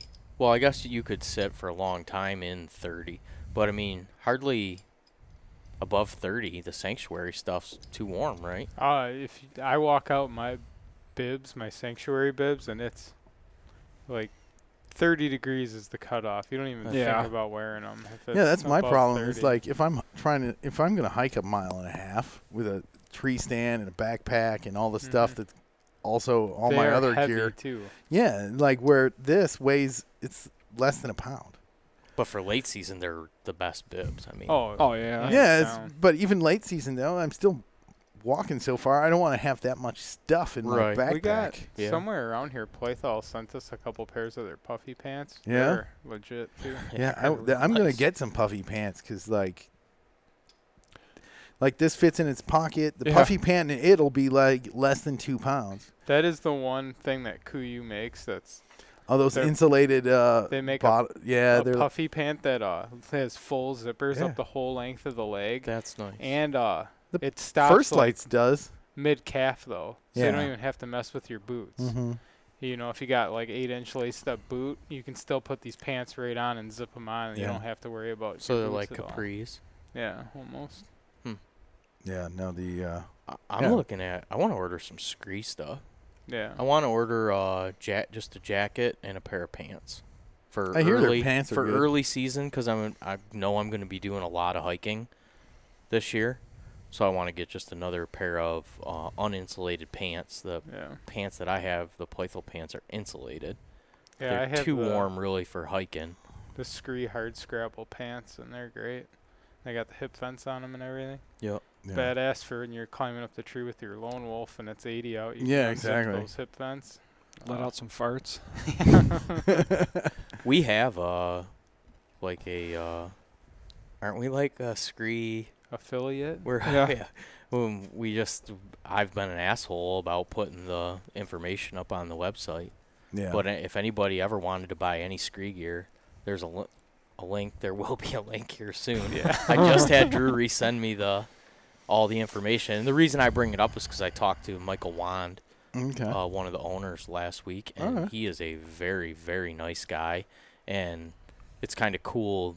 They started that whole thing from nothing, and because of their the quality gear they make, and 2, their customer support is unrivaled, really. Yeah. I don't know. I mean, I can't say I've never had to deal with First Light, Sika, or Kuiu, but I've dealt with multiple other. I know those are like the big ones now. I don't own any of that stuff, so I can't say honestly. But from the other clothing companies that I've ever dealt with, like talking with those guys at Scree, and from what you guys have said, they sound like they really got it together. Yeah, real nice. No, I hear good things about their pants. I think the thing I've come to figure out is like running just one company stuff doesn't work, man. It's like running tools, right? If you're at a shop or something like that, one company makes a really good this thing, and another company makes a really good some other thing. Yeah, well, and if you switch that up, those other things suck. I'm going to run a Milwaukee Impact, but I'm not buying their screwdrivers, I can tell you that. Yeah, exactly. When it comes to hand tools, I'm going to buy Klein for most of the exactly. stuff I do. Yeah, so it's just one of those things. Yeah, and it's all about the fit, too, right? You know, some things in other companies might not fit you. Weird fitting. Right. Like this is a long cut, that's a short cut. Certain cuts, some companies make pants that are cut to wear like skinny jeans kind of stuff. Right. That does not fly with no, me, dude. me either. I got a couple 1-2 ham hocks coming out the backside. Look like a salami hanging in a deli. Dude, if you don't have a appropriate sized ass on your pants, it's going to be an uncomfortable day for me, man. Just squeezing the cheeks together, making for hilarious farts. No, that's not what I was thinking, but I gotta look if you want to look at scree stuff. If you go to any one of our YouTube videos in the comments, I think there's I usually list all the different discount codes and stuff we have. So I might pick up a pair of their pants. I like the First Light ones a lot. Find us on YouTube and look at one of our videos, and it should be in the comments. I want to get that First Light merino beanie. I wore somebody's. Yeah, they're awesome. He's just that's pulling nice every hat. how much friggin' camo you got in your pocket there. No, somebody say something about Sitka and see what he pulls out. I almost wore the Fanatic hoodie tonight. Get their balaclava, not balaclava, but their face mask. Yeah, the late winter one. I never did get it. It is amazing. Yeah, it's fantastic. The Playful hats, the late season one. Yeah. That hat's amazing. That hat fits me pretty good, and it's the warmest hat I've ever worn. But their mid-season hat does not fit my head. No, fits it's Drew's head. His head's like twice the size of my head. No, they're like, head. But that hat fits me perfectly. Their face mask thing is super smart, thought out. Like there's ear holes, so like you can still hear with it on. I can't. No, there's like actual holes. Oh, really? Right where your ears are. Like you can line them up right with your ears, so you can still hear. It's got like the actual part is like there's a seam, so you can pull it down and all that. I like having the face mask. Yeah, I do. Do you? Yeah, I love can't it, stand man. them. I can't stand the whole like face paint thing. My only problem is I run glasses, so like Fog up. Yeah. Dude, you're 3/4 of your face is That's covered the only in thing, hair so it anyways. doesn't matter. What the hell do you need a? Right. So like I'll run a face mask just because it's warmer. Yeah, you got like 3-dimensional camouflage. Yeah, exactly. So like I'm not too concerned about I need face paint or anything. Dude, I like it when it's like you get at 20 degree. Yeah. You got a little like 10-15 mile. Yeah, exactly. Wind, You just pull that thing over up. your nose. Yeah. Oh, it's It was kill me wearing the gator. Like my beard is just soaking wet. Like I just dipped my face like out in the bay and just dripping wet like a wire hair griffin. No, might be getting one of those this year. Dude, those are awesome dogs. I know a couple guys that are breeders for them, and I'm looking to get like a bird dog I can travel around with. Dude, pointers are badass. Those Griffons are so cool. sweet. Gonna travel Kavanaugh style. Yeah, and I should really have a dog with a beard as sexy as mine. Sculpt it for him. It's funny. It's funny. I was talking to one of my buddies about his dogs, and he was explaining to me. He's like, yeah, they got a like personality like lab. They're real hunt like a pointer, and they got a great beard like any sexy beast should. Oh man, You still like that Sitka sweatshirt you bought? yeah, I love that thing. It looks nice. The fit is unbelievable. I hear awesome things about that thing. Everybody talks about like that's their favorite thing. They put some serious thought in the design in that. Yeah. I'm really happy. I wear it all the time. I'll go out hiking or whatever. Yeah. Didn't Jason Harrison start Sitka? He was the co-partner. Yeah. The guy that owns Kuyu. Then they sold to Gore, and Gore-Tex. he left. Yeah.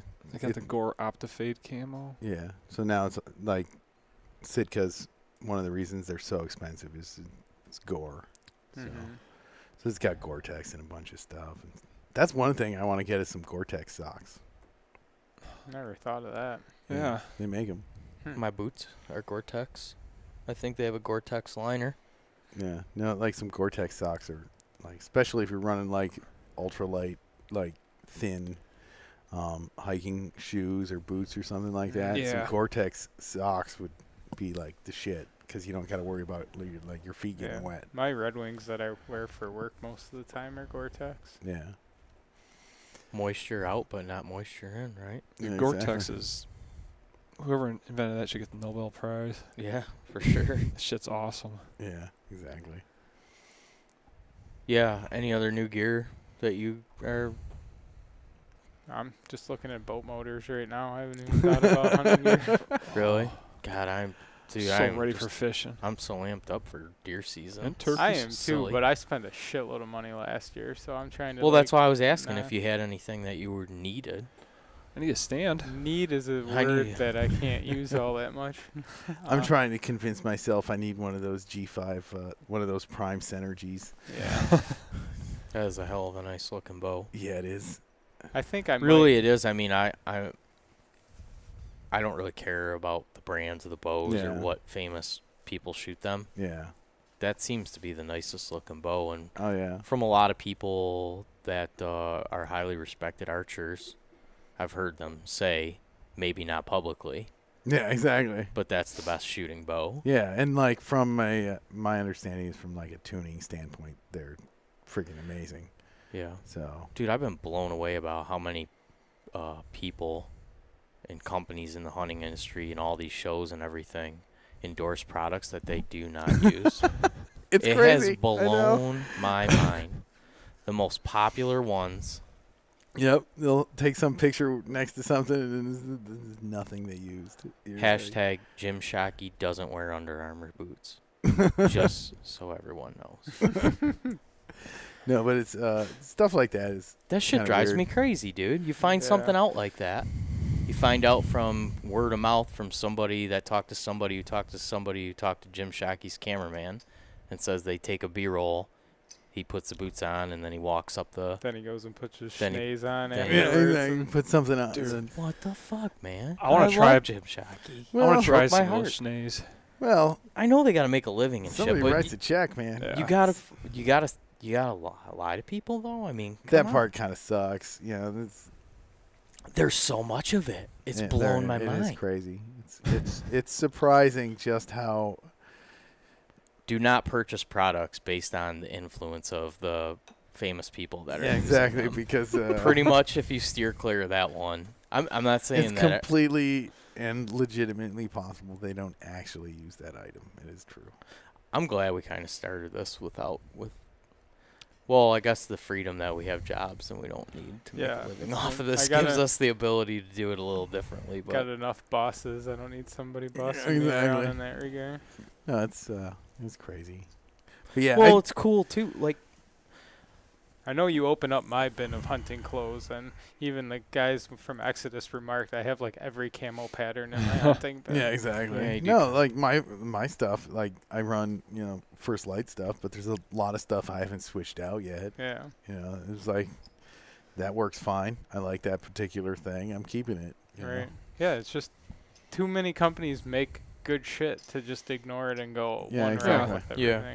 I was a hodgepodge of colors up in the tree this year. I wasn't. I felt kind of weird because all my stuff matched. I just don't want to be that guy you see getting out of the truck and go, oh, another one of those. Yeah. Like you get the guy that's just got all the full Optifade or whatever. I'm okay with it because, like in Michigan, I don't see a lot of folks running Cypher, right? No. Like I can get out of the car. Nobody's running that. That is true. That is true. You see a bunch of folks in like Mossy Oak or Realtree. Yeah. You do see that, and then you see the guy like wearing fatigues that's just killing huge deer every year, and it's like, don't take much, man. Yeah, damn. Or that Fanatic hoodie duck hunting a bunch of times. Dude, that thing was awesome. Yeah. When are you guys taking me duck hunting? I've never been duck hunting, and I really want to go. Try to get you out this year. I don't have the blind. My one buddy we went to high school with, he's got the boat all set up and everything, and all the decoys. It's a milk crate. I wanted to ask you about him. You're talking about Myers, right? Yeah. I would like to get him on here. Dude, he'd have a blast. Yeah, do you think he would talk about... I want to talk... Hunting some ducks? Well, that, and I'd like to talk to him a little bit about his time in the Marines. Yeah. Give him a call and see. We had a Marine message in today. Oh, yeah? And it literally, I never even thought about it before, but yeah, he's an avid sportsman, and I'm sure he's got some interesting insight as to... I don't know what I think he did he do 2 or 3 tours?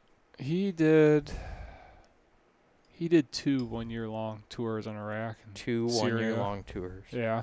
Wow. So he joined a year after I left, and then Yeah, we were in about the same time, and I came home in 06. He came home in 07. But, yeah, he moved down south and got into duck hunting hardcore down Tennessee and Arkansas. A bunch of guys he met up with down there. Brought those skills back to the flats. Cool. Yeah, I haven't talked to him in a while. Life Those gets southern busy, boys chase some ducks, man. Dude, he hunted all flooded timber. I love hearing his stories. He's got some crazy stories hunting with those guys down south. It's like another world, hunting flooded timber versus hunting these flats and Phragmite Islands. Yeah. I bet. It's probably really cool. It's fun, especially around, around here. Like, we're not the greatest. We don't tag out, we don't limit every time, but it's just the experience is fun, getting out there in the boat and zipping around the flats. I mostly just want some ducks for my fridge. That's my favorite part. Duck tastes way better to me than pheasant. It's different. Yeah. With pheasant, you need to, like, age it. So you just hang it for, like, so impossibly dry. Smoked pheasant's so good, though. Dude, the only time I've had pheasant where I really enjoyed it was when it was brined for, like, forever. And then they smoked it. So many that folks, was really, like, really good. Get their pheasant, and they shoot them, clean them, right, all that stuff that day. Don't gut it. Don't do anything. Find a place where it's, like, 45 and let them just hang there for, like, a week or two. You're saying how? Don't in what gut 'em? state? Yeah. Don't gut them. Don't gut them? Nope. Don't do a damn thing to them. Why?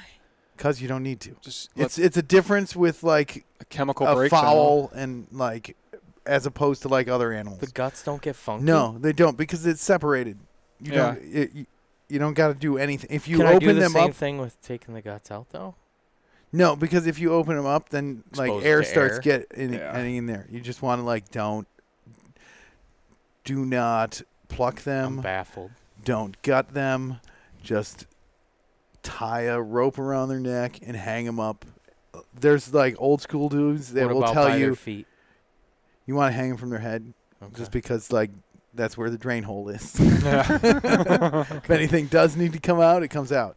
But yeah, let them just hang for, there's, like, folks, like, really old chefy dudes would say, hang them there till they fall off, like, till the head just pops I've off. heard that. Really? Yeah. Wow. Yeah. This is all news to me. Yeah, so you just need to hang them for a week or two in, like, 45 degrees. It's not like, it sounds crazy, but it's not like other things where you dry age in a refrigerator. You can do it in a refrigerator just fine.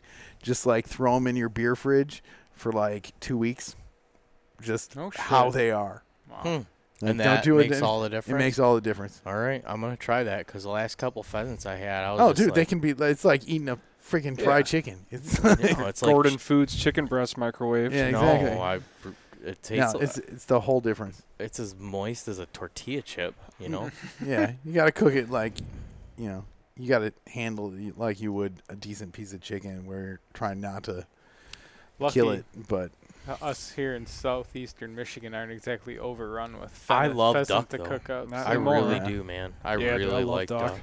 I want to love try duck, too. some duck and Meekhof's bacon. For me, pheasant and duck's not a comparison. I'll bring you some bacon. You bring me some maple syrup. We'll make an even trade. Definitely.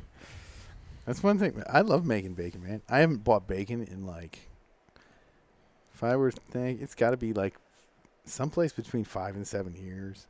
Now, is it a buddy you get the meat from, or? I buy it at Eastern Market. Okay. There's a small, like, Geyer Farms. They're actually out of Armada, so that's not that far out of here. So there's a small, relatively small pig farm. Like, every winter, they like raise pigs all summer or whatever, butcher them through the winter, all winter long. They sell them down at Eastern Market, and then, like, all summer long they'll be selling vegetables and stuff down there. That's so cool. I'd love to try that. Oh, it's so easy. It's crazy easy. I'm looking forward to a brine and a turkey and smoking it. That's some of the best food I've ever had in my entire life. I brined a turkey for like a week, breast, and then I smoked it with applewood. Yeah. And, dude, that shit blew my mind. My daughter's last turkey, we took one of the breasts, brined it, smoked it. What'd you brine it in? Just like brown sugar, salt, water, nothing crazy. That's what I did. I did Himalayan pink salt and brown sugar. Yeah, you don't need to get like all. If you want, you can add. Usually, I'll add pepper just for a little bit of like just black pepper just for a little bit. But yeah, and then we just smoked it, and then she had like that's what she took for school for like a couple weeks. Yeah. It was her turkeys. She had sliced turkey from her turkey sandwiches all week for like a couple weeks on end. So I ate like a 2-pound venison meatloaf last night for dinner, and then I ate like another ½ pound of it for breakfast this morning. We cooked a steak up last night and sliced it like paper thin, made a big fancy salad with it. Nice. This is my favorite time of year as far as like meat, like food goes. Yeah, I'm like, dude. I have a completely super stocked freezer. I'm not like, what do I need to like? I can do whatever the hell I want. I know. I'm like, I got some stuff I need to grind up still because I'm gonna make some sausage. And that's why I'm over here waiting for the goddamn ice to clear out of the river so I can get some meat in my freezer. Since I didn't shoot a deer You can this take year. some deer home. Yeah. I'll give you Take some some deer, man. Yeah, don't forget before you leave. I'll give you some deer. I can hardly get my freezer door closed. You can fuck yourself. Dude, that's the problem. That's where I run into a problem with the QDM and trophy hunt and antler restriction is those damn things just taste too good. They do. They are tasty. So I'm on board for all that stuff, but I'm not the best advocate for it. See, I never will be. I always tell everybody I'm exactly as picky as my freezer is empty. Yeah. It's like I work really hard at being picky I'm so glad and though. letting things pass until my freezer hits this like meat crisis point, and then I'm like, I wouldn't want to walk past meat. Speaking of that, I got a question. Huh. All right. There was a deer that was hit. I didn't find out about till yesterday night, Okay. and it was still there today. Ooh. It was warm today. Yeah. Isn't that warm? No, It was sunny though, it's sitting on the 25. side of the The road. thing is, too, after it's been hit, those insides Everything, could be yeah. compromised. It could be. It'd be one thing if it was just like a headshot on the side of the road. Yeah, I don't know the condition. I finally saw it today. Someone I don't know if it got hit again or pushed off the road, but I was thinking If it got hit again, bail on it. Dude, I was thinking of snatching the straps out of it. I was just kind of curious what's the time. The straps are probably. The fine. straps are fine. You might be able to pull off shoulders. Yeah. Shoulders might be okay. You're definitely going to want to go gutless method. Yeah. Oh, yeah. Do not. No, God, no. Do not gut. Yeah, but it hasn't been that. No. It was cold today, but yeah, the sun, I'd be worried about. And it. it's Either been is, getting down below. That thing's not going to be in that bad shape, period. Probably mean, not. I'd be mostly concerned If about. the guts got ruptured real bad, Yeah. it could be nasty because it's been marinating in that. But as far as temperature, Can I borrow a knife for the ride home? yeah, sure. Borrow one of the broadheads. That'll do the trick. Easily. Yeah, you really could gut a deer with that broadhead. I've done it with utility knives, so There is that'll not a work. question about that. I'm all in on that. The 2-blade for the traditional bow hunting for sure. Even if the 175 tooth of the arrow is a awesome broadhead, I don't like the idea of a 4-blade for traditional bow hunting. I like the 2-blade chisel. Yeah. Those tooth of the arrow looks good. I still have a hard time just from sheer physics switching away from a 2-blade. Yeah. Like once I really looked into like the physics, like. So why then do you shoot a 4-fletch arrow if it's that big of a difference? The 4-fletch is because I don't have to screw with which way my nock is on my arrow when I pull it out of my quiver. If I need to reload, I just grab feel the like arrow, 4 throw it is on. I don't gotta worry about Doesn't it. matter. 2 and Doesn't 4 matter. is equally balanced in my eyes. Yeah. I think I'm going back 3-fletch this year on my. My whole thing is like I don't have to worry about. Yeah, you don't have to worry about having that cock feather. Yeah. Yeah. I don't worry I about will that know. either. My other Anyway. thing is when I was shooting like 3-fletch, running like those blazer vanes, I was getting contact. Yeah. Yeah, I was getting. It was like hitting my cables.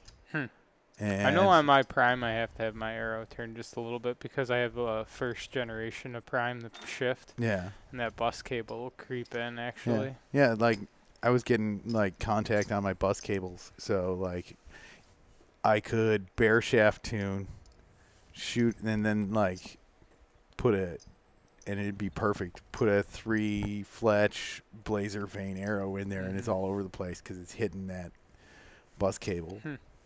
I think I'm going back to 3 Fletch this year. I didn't notice enough difference with 4 Fletch, and it's because I fletch my own arrows, so each arrow takes that much longer. I just think there's the, like, I'm not getting contact on my bow running those little 4 little, like, they're 1.5 inches by, like, what are they? I think they're 3/8 tall. There's some boning ones. They're like Blazers. No. They're, what are they? I think they're like VMAX or something. I can't remember what they're called. VTEX or something. I've heard good things about the AAE Stealth Yeah, the Max. Stealth Max. That's what I was running this year, but I think I'm going back to Blazers. Yeah, I was just getting I've heard contact a couple with people those. say that they like Blazers over those. The problem I had with the Stealths was just getting good adhered. You gotta, like, you Adhesion need, like, out some of 'em. acetone or whatever They their have a things. primer Yeah, they've got primer a primer. Yeah.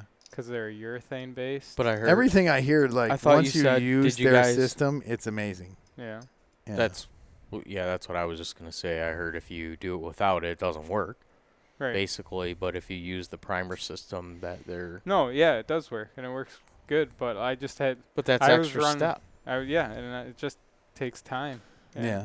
I don't have Yeah. a lot of that, Yeah. you know? So you're talking the cost of an extra vein plus the cost of Right, and if you're primers. fletching up a dozen arrows, that's right. 12 extra veins. You could do another Right. half dozen, 3 But they look Yeah. cooler, dude.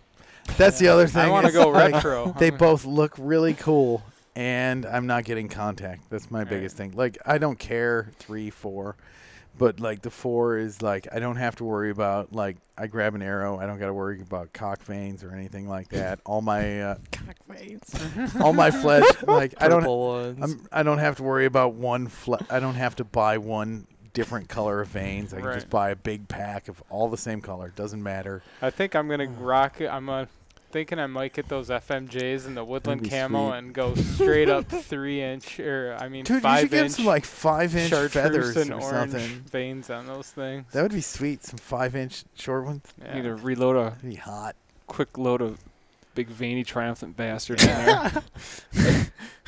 Okay. Yes, exactly. That is exactly what those are. That's what I'm imagining. When No, you, that's not what that is. that's not That's what you're something. talking No, about when you I'm say talking cock about vein. no. That I'm talking about something else. Oh, Sorry, it's that third vein, right? Yeah. Is that ammo dick? But yeah, it's Son that. of a bitch. and- Yeah, I'll probably stick with 4 Fletch for a while. I like it. I can run some extra small veins. I'm gonna try. And I bought a big box of them, so I Right. have a few to go through. I mean, I fletched up a lot of arrows with 4 vein, and I didn't notice a difference enough to justify going through the step. Yeah. Dude. The only thing that sucks about shooting traditional and with feather veins is it sucks if you get caught out in the rain. You can put that powder on them. Is that stuff legit? I've never Yeah, tried to. Works great. Dude, look at it. You There's just take people that still shoot the regular veins. You take Yeah. powder, Yeah. take that It's powder, whatever it sacrilege, is, but you can. and you put it in a sandwich baggie. Don't let the And then you- longbow guys know. You put your feathers in there, and you Exactly. just shake it up, Yeah, and you do each one, and yeah, water hits it just like a duck's feather. yeah. I gotta try it because I ruined a couple arrows last year. Real turkey feathers have a natural oil in them Mm-hmm. too. They do better in the rain. Look it up. You can run synthetic veins. Yeah, I was. I've seen guys do I it. was wondering I why can't It's can't you? sacrilege. But It's there's sacrilege, but you can. they're making it sound like they don't compress enough as a natural feather They don't would. for me, not even close. No, Well, if you're shooting straight off the shelf, it can Yeah. be an issue. Well, yeah. I'm shooting right off the shelf. Yeah. But yeah, I could see like you got some kind of rest going. Then definitely. Yeah. Yeah, I tried that. It's no No bueno. good. No, Gotta shoot feathers off my bow for sure. Yeah. get a lot of bucking Seen up. your neighbor do that. It's kind of messy. Yeah, it doesn't work the best. What shooting vinyl Yeah. fletching? Yeah, and you can run, what is it, the little That feather's gotta be able to lay down. little Center rest? Yeah, the Yeah. center Right. rest. Yeah. It's If you run one of that those, it's cool. You know, super trad folks might like get mad at you and tell you bad things about yourself, or like that your bow doesn't have a soul. See, I'm going for a completely minimalist, simplistic, less bullshit to worry about, but still practical at the same time. That's my whole thing. Is like you can run at the same time. That's not trad bow. You gotta worry about everything with the trad. I do worry about everything. Exactly. No, that's the thing. Is like if you wanted to go, like no worries about anything. You'd be shooting a crossbow. Yeah, I feel like the trad bows. Buy one of those RX. What is it? The Redworks Hoyts, and don't do anything. I don't even know what that is. That's their new Hoyts. I feel like the trad bow is getting really popular now. Almost like some people are doing it just to get on the bandwagon. It kind of seems that way. It does, doesn't it? It's definitely a huge resurgence of it. Right. I got one because I wonder if it's going to be uncool soon. Like, yeah. Oh, God. Like the fucking skinny pants or something. You know what I mean? I got one because I grew up when I was a little kid. Everybody had a recurve. Yeah. We all, like, I remember roaming around. We had a 40-acre field and, like, shooting round bales with just, like, awesome. like we're, like, pretending we were, Sneaking up on Buffalo or something, whacking round bales, like all summer long. And that's what we did. I was just saying, like, how things get trendy. Yeah. No, it seems a little bit trendy now. I'm going to see there's going to be a surgence of flat brimmers with trad bows. I think we already got there last year. I think might have been yeah, I see a basically a growth in Pro Staff starter kit, Yeti cooler. Flat brim guys starting to shoot compound who used to shoot and that's not a knock on because they're hungry. It's not a knock on Yeti coolers. They're great. I have a Yeti tumbler. I absolutely love it. Oh, they're awesome. Fuck, man, they're everywhere you look. I mean, with their marketing, it's unbelievable. You know what's out? What else? Good Holds ice for 4 days. A $75 Yeti knockoff made by Ozark from Walmart. Really? Remember that one Ray Bickle had? We went up for. It wasn't that cheap though, was it? He got it like on clearance for like $79. Really? And he had 2 1-gallon milk jugs. He froze solid. And at the end of the trip, there was maybe a 1/4 inch of water around, like encompassing the solid 1-gallon block. Yeah, it did work good. Well, have you ever seen those stickers? Shitty. Yes. Yeah. So guys at work have them all over their lunchbox. I love them, dude. I've talked with those guys. They operate out of downriver. They're gonna come in here. Yeah. Yeti? Yeah. Shitty. Oh, Shitty? Oh, hell yeah. Yeah. No, they're hilarious. Dude, they're so funny. Built for the broke.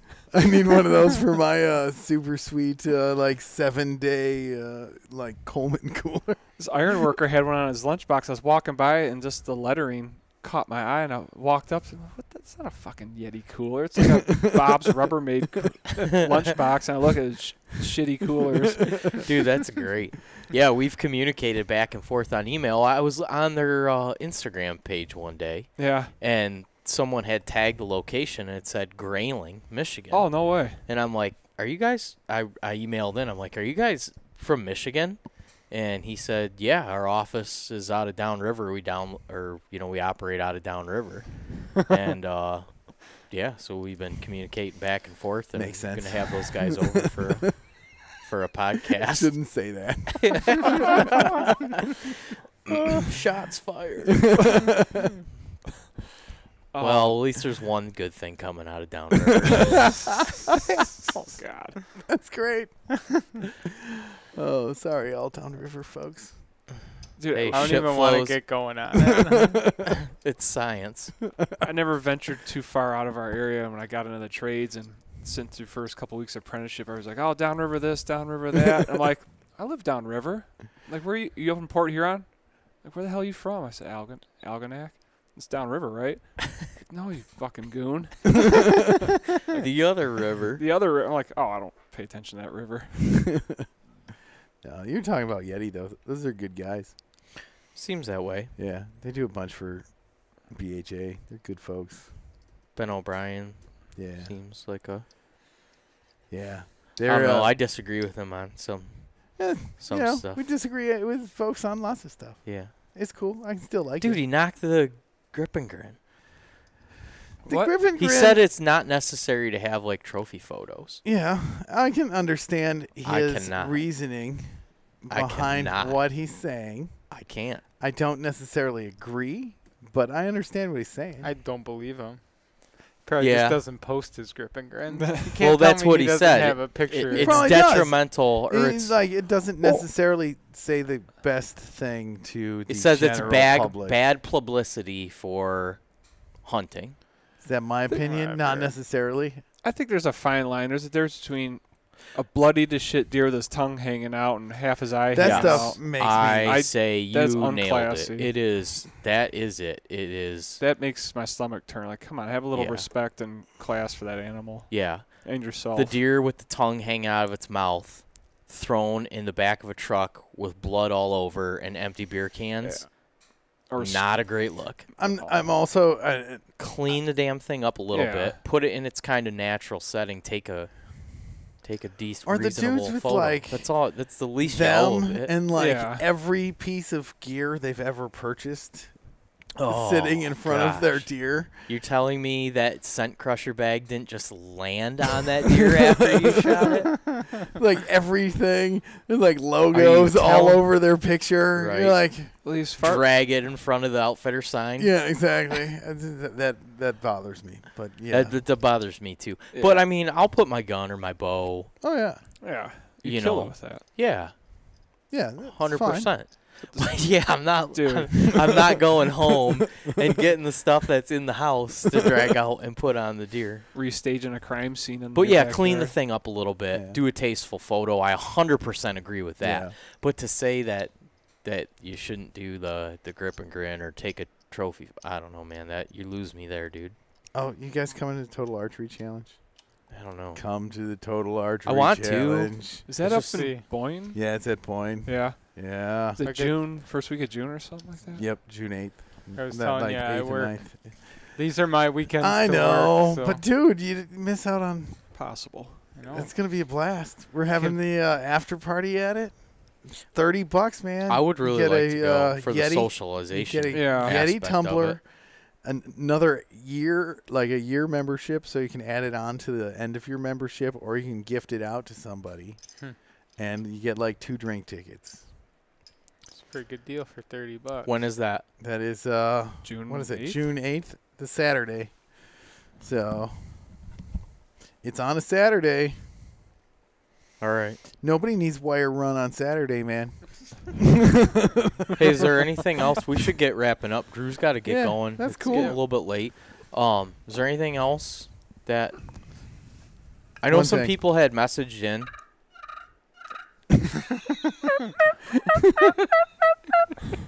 Exactly. That's the only thing. This It's is like not this. my call in my No. defense.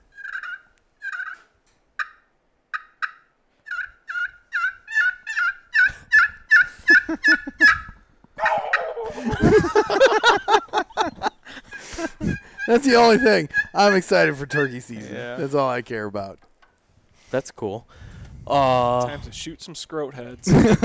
You guys come up. You guys, I need you guys to consciously try to come up with some ways that we can fish out some reviews out of these people that haven't gone on to the iTunes or the Android platforms yet. And I'll get some. yeah, we need some reviews. We had a real good surge of them that really kind of catapulted us to the top of a lot of shows that started when we started. Yeah. But the last couple weeks have been pretty friggin' stale. It's been dry. And there's some other platforms Here's that are what you need gaining to some do. steam on us. Here's what you need to do: is just make up some like koozies Yeah, give them away. and like Deer That's a Hunter good podcast, and on the other side you can have like Run out. silly sayings that you have used in shows prior. I've realized that marketing's not a strong suit of ours. No, around and you here, do so- that, and then you just be like, and every week you like read one review, and you Yeah. toss that fellow a koozie. Because I'm gonna probably say there's not a ton of your listeners that don't like beer. I'd say that's probably a fair assumption. I think the bearded man has a I point. don't feel like I should have to pay these guys to go on and do this. But no, like what does like 50 koozies or 25 koozies can't cost that much, man. It's the point, Jason. I know it's the point. But see, most people are lazy. Hey, it took me like 2 years to finally submit one to I still haven't submitted one. Because I don't have iTunes, it is a he's royal. fishing for a fucking koozie. Yeah. No, I don't need a koozie. God, we can give you a goddamn koozie. No, but I'm just saying, like, because iTunes, I have an Android phone, and iTunes is a royal bitch to put get on your computer, and it takes like 75 steps to even get to the point where you can put a review on. I was thinking about. I've tried before. Yeah, no, it sucks. It does. It does. It does. It's for Apple users. I mean, if you're an Apple user, and we may have a dedicated Android user, don't give them a scapegoat. I did it, for Christ's sakes. I got an Android phone. But you can do it on the Android platform that you listen on, can't you? No, not me. No, you have to get. That's the big problem. It's like. See, I think you have pretty smart, reasonable listeners, and none of those folks are going to be running Apple. That's fine. Bullshit. Bush League, I get what you're saying, but I think Stitcher. Can you leave a review on Stitcher? Yeah, you can. Why? Also a pain in the ass, but you can. Can't get a word in my own damn show. It's okay. Go to if you're an Android user, go to YouTube and subscribe to our. Yeah, you can subscribe on YouTube. That would be very helpful. I'm subscribed to your YouTube channel. There's going to be a lot of Dan Infalt stuff coming up whenever I get some free time to edit it out. We got 4.5 hours of footage. You already put one up? Yeah, I put a little one up. The video quality and the sound quality is really good. I'm really impressed with that shotgun mic. Yeah. You were too? I was just thinking, are you going to get any footage of him taking a load? I mean, if we get enough iTunes reviews. Right. Multi-purpose camera. Glass bottom boat. Take it up a notch. Oh, my God. Well, on that note. Oh, Jesus. No. But yeah. Well, so if you listen to the show and you use an Apple phone, please go to iTunes and leave us a review and a ranking. I was thinking about doing a giveaway here at some point. Yeah, we got a lot of those bone broadheads. But I really, personally, just want you guys to go do it. 200s. I don't want to have to give you anything because then I feel like it's unorganic. I want you to organically go and give us a... Tomorrow, I will go through the 75. No, you just subscribe on YouTube. I know, but I'll still go through the 75 horrible steps just to put a review on iTunes for those who do not run Apple equipment. Okay. Because... And then you are going to document it. Yeah, I might even videotape it so you guys can get it up on YouTube. You're going to do a vlog on explaining how other people can do it. Yes, I'll tutorial. Yeah, I'll do a tutorial. I put my phone on selfie and just hold it there while I'm doing it. That's the only thing I can think of. That would be super helpful. Like I said, we had a good, rush of them here towards deer season, and then once season kind of wrapped up, kind of. A thing that helps too is just sharing the shit. Yeah, reviews help a lot on iTunes ranking, but for general growth of the show, sharing posts and whatnot helps a tremendous amount. And I would say, if you have Facebook and you're not using Instagram, get an Instagram account and follow the show there. Yeah, because everything is on there, and you guys are all linked to it, and we just don't use Facebook much. We don't, but we have a lot of people on there still, and people who are on there, if you come up with like a article or something, post it on there too, so other people can see it. If you're following us on Facebook, just take 5 minutes tomorrow and open up an Instagram. Do yourself a favor. Yeah. Get an Instagram account and follow the show on there, because that's where 90% of the... It's a lot better platform for people who don't like a lot of bullshit. Yes. So. If it wasn't for the fact that I need to be on Facebook just to communicate with folks, because I get a lot of messages and all that kind of stuff. We use it too.